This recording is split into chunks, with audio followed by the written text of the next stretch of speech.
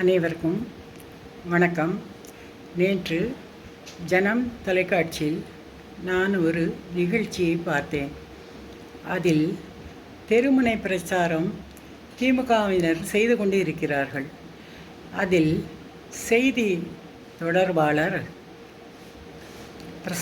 பிரசன்னா அவர்கள் பேசிக்கொண்டு இருக்கும்போது ஒரு சகோதரி 1000 ரூபாய் நீங்கள் குடிக்கிறீங்க, அதில் ஒரு மூக்குத்தி கூட வாங்க முடியாது என்று சொல்கிறார்கள். உடனே அதற்கு என்ன சொல்ல வேண்டும்? பிரசன்னா அம்மா, நாங்கள் இவ்வளோதான், இத்தனை பேருக்கு கொடுக்க முடியும், 1000 ரூபா தான் கொடுக்க முடியும் அம்மா என்று சொல்ல வேண்டும். அது இல்லாமல், ஏய் ஆத்தா, 1000 ரூபா வந்து உனக்கு பெருசு இல்லை, 10 பவன் வாங்குகிற மாதிரி ரூபா உனக்கு கொடுக்கணுமா? அப்புறம் உன் பேர் என்ன? மாதேவி என்று அந்த சகோதரி சொல்கிறார்கள்.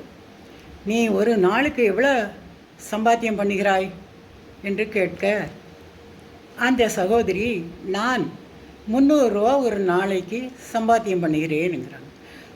30 நாளுக்கு எவ்வளோ ஆச்சு? 9000 ரூபா ஆச்சு. சொல்லிக்கொண்டு அந்த பெண்மணியை பார்த்து, ரேஷன் அரிசி வாங்குகிறாய் அல்லவா என்று கேட்கிறார்.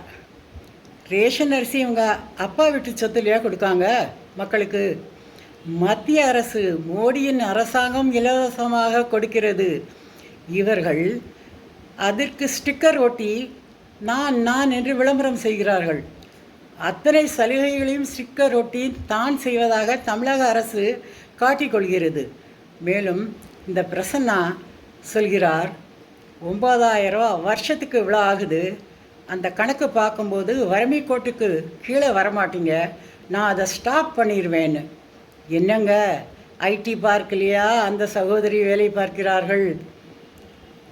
நீங்கள் 1000 ரூபா குடிக்கிங்கன்னு பெண்களை ஏன் இப்படி இழிவாக பேசுகிறீர்கள்?